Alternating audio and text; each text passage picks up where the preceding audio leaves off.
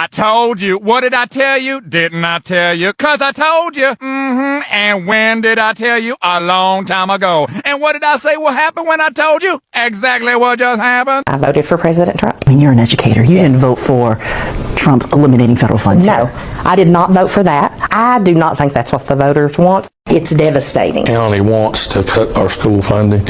I don't think that anyone voted for that. Do you mind if I ask who you voted for in the election? I voted for Donald Trump. 80% of this county did vote for Donald Trump in November. But that doesn't mean that they believe that anything will be cut here. I have to take responsibility for my personal vote that enabled that. I have to say I wasn't paying attention. I should have been and I wasn't. There's a lot of reasons for that, and I regret that, obviously now. Trying to take responsibility for that and own it publicly. The day after Trump won, I knew I had made a huge mistake. A lot of guilt and genuine shame. Probably gonna get some understandable hate for this. Hello guys, and welcome to the Joy Report. In today's video, we're going to talk about Teachers for Trump and how their vote has come back to bite. Teachers for Trump, let's talk. You stood by him, you rallied for him, and you cast your vote thinking he would save education, give you back control, and put an end to so-called government overreach. And now, here we are. Donald Trump is today going to sign an executive order to dismantle the Department of Education. And guess what? Your jobs, your students, and the very schools you teach in are on the chopping block. This is what happens when you F around and find out. If this is the kind of content you enjoy, please consider subscribing, liking, and sharing so that YouTube may recommend it to a wider audience. And so now, without further ado, guys, let's go straight into this video.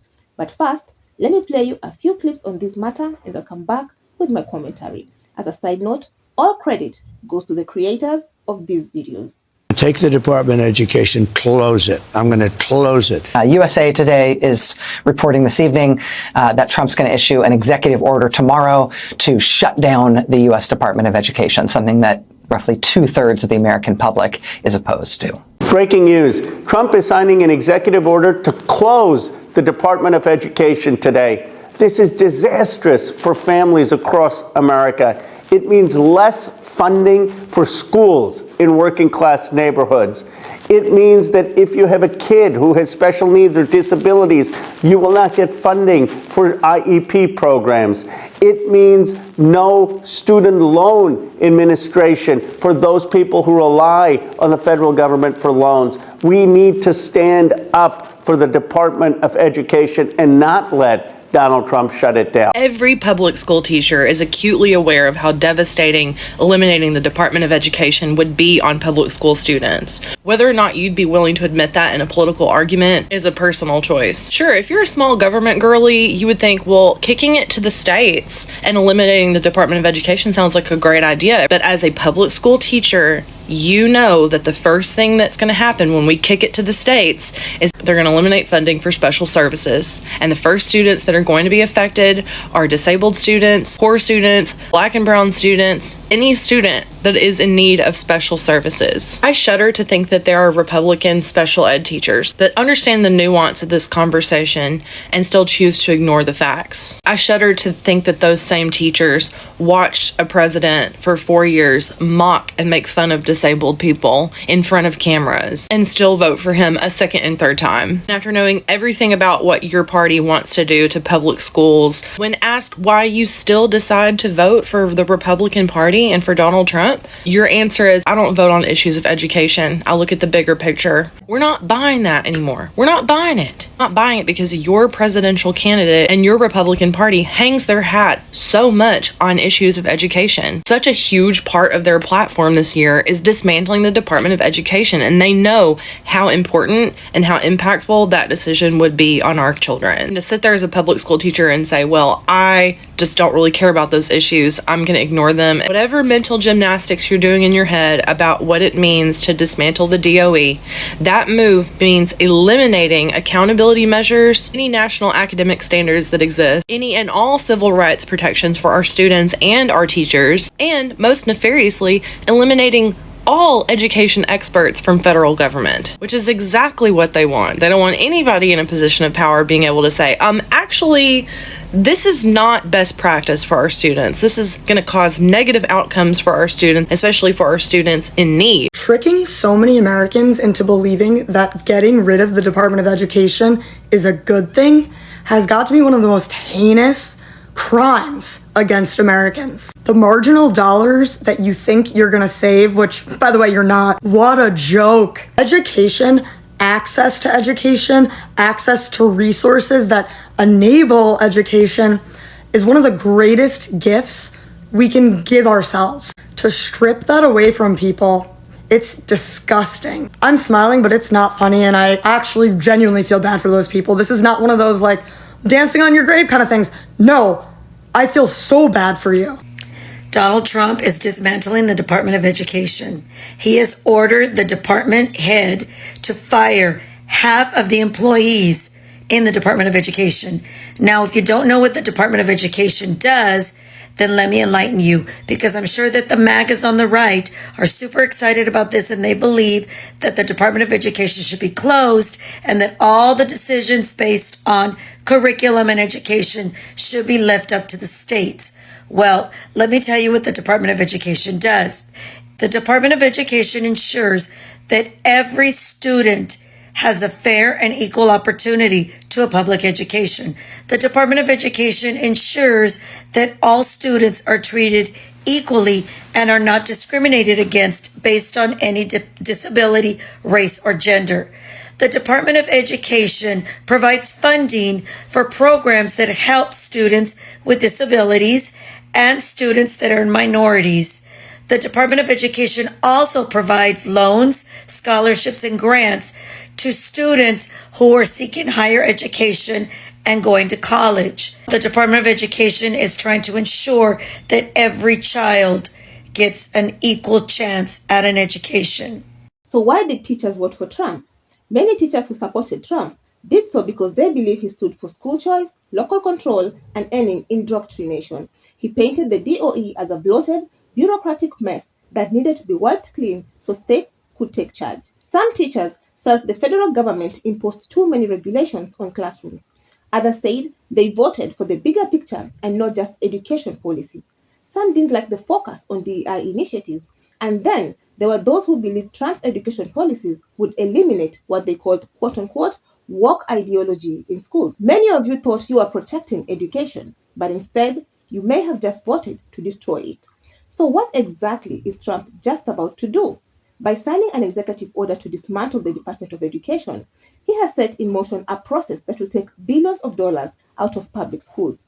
He's shifting all responsibilities to the states, leaving them to figure out how to fund and manage education without federal support.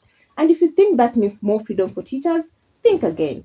The DOE provides funding for low-income schools, special education, teacher training, and student loan programs. And without it, states will either have to raise their own funding, which is unlikely in many Republican-led states, or slash budgets. And guess what happens when school budgets shrink? Teachers get fired. The job losses have already begun. Trump voters who are teachers, let me ask you this. Do you have tenure? Do you work in a school district that relies on Title I funding? And are you a special education teacher? Because if so, your job is at risk. By dismantling the DOE, Trump is pulling funding from programs that directly pay teachers' salaries. Rural schools, inner city schools, and any district that depends on federal aid will have to start laying off staff. And don't think that private schools are going to save you. Charter schools and private institutions are not required to hire public school teachers. Many of them prefer younger, cheaper, less experienced educators. That means veteran teachers, especially in public schools, will be left out in the cold. Now, let's talk about special education. The Individuals with Disabilities Education Act is federally funded. That money comes straight from the DOE. And without it, special education teachers are going to see their funding reduced. That means fewer resources, fewer support staff, and eventually fewer jobs. Special education is one of the hardest hit areas whenever education budgets get cut.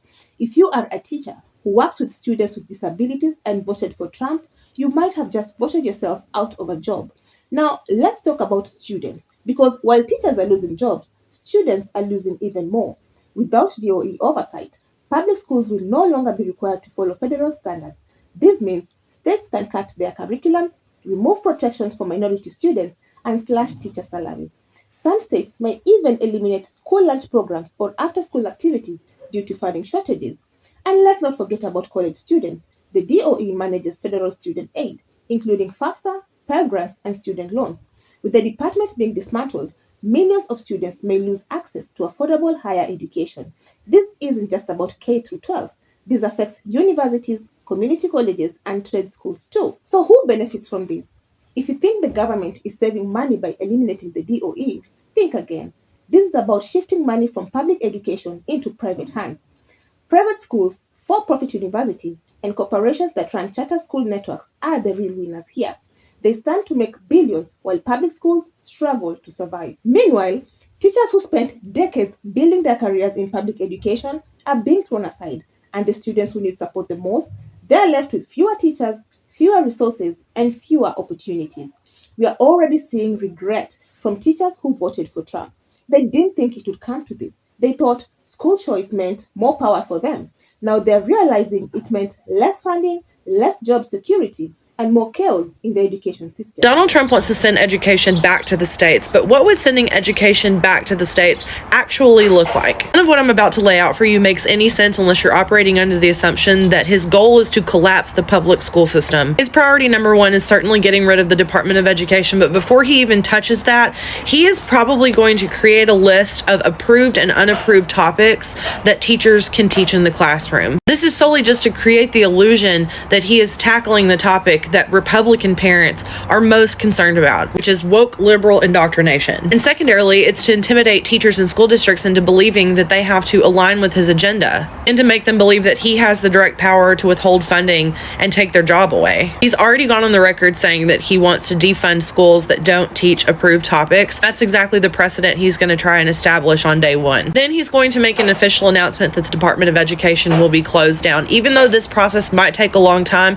the announcement itself serves as a threat. As soon as it actually is dissolved, the first thing that's going to happen is Title I funding and special education funding will either be diverted or completely eliminated. Once the Department of Education is dissolved, it might be one guy and a secretary in a room like Trump keeps talking about, but most likely what will happen is the responsibilities of the Department of Education will be delegated to other agencies in the federal government. And states that were receiving federal funding from the Department of Education might now receive that in the form of block grants or might not receive any funding at all. The DOE also regulates these funds. So now that states don't have any regulating agency, they can just do whatever they want with the money. They're going to start diverting special education and Title I funding in record amounts. We're not spending that money on our students at all. We already know that, for example, the Texas Education Agency was fined $33.3 million for non-compliance of the Individuals with Disabilities Education Act. They underspent on our special education students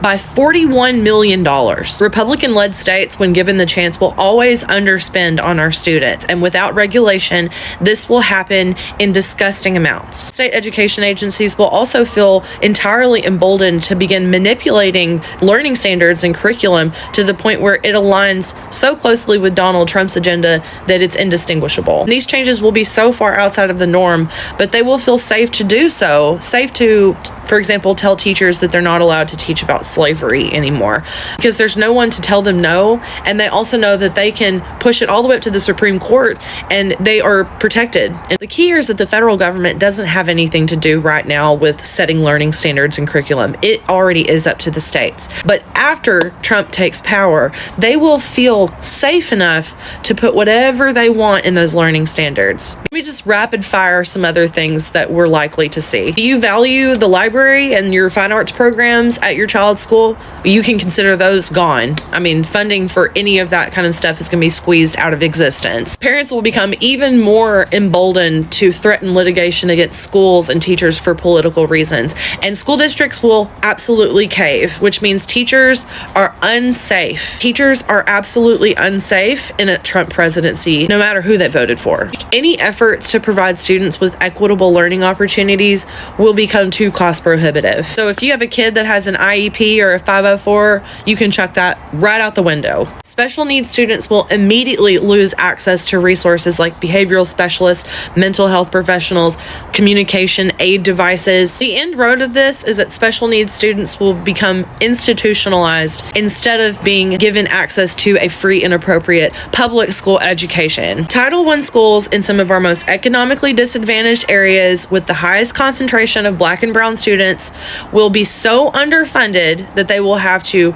shut down or consolidate. And students from lower middle class families will suffer. And teaching salaries will stagnate or get restructured to the point where it will drive away all the high quality teaching candidates from the public school system. We're already seeing that now in some places like Houston, where in Houston ISD, Mike Miles, the superintendent, restructured the pay system to where some teachers are now getting paid less than they got last year just because of what subject they teach. New charter schools and religious private schools with overinflated tuition will pop up in record numbers. You can guarantee that any existing private or charter school is going to raise the price of their tuition to match the value of any voucher that a parent gets from the state. Eventually, all lower middle class families will be completely priced out of formalized K-12 education. And because of the funding crisis this creates, the average American family is going to be forced to homeschool their child when their local public school that's within a reasonable distance of them gets shut down. Millions of Americans will be forced to exit the workforce in order to homeschool their child, mostly women. And then finally, formalized K-12 education will become something that is reserved only for the ultra wealthy. And within a generation's time, what we know as public school will devolve into just a scattering of homeschool co-ops throughout the country that are funded by local municipalities instead of the state. They want to cut off equal and fair access to public school education to Black and brown students, disabled students, and poor students. They want to make money off of our school system and off of our children. And they want to force underpaid teachers to teach incorrect history and science. Oh, and the Bible. Teachers are speaking out, saying they feel betrayed. They didn't think Trump would actually dismantle the DOE. But here's the thing. Trump made it clear all along. He campaigned on this. He said he wanted to end federal oversight on education. You just didn't listen. So what's the takeaway? To all the teachers who voted for Trump, I have to ask, was it worth it?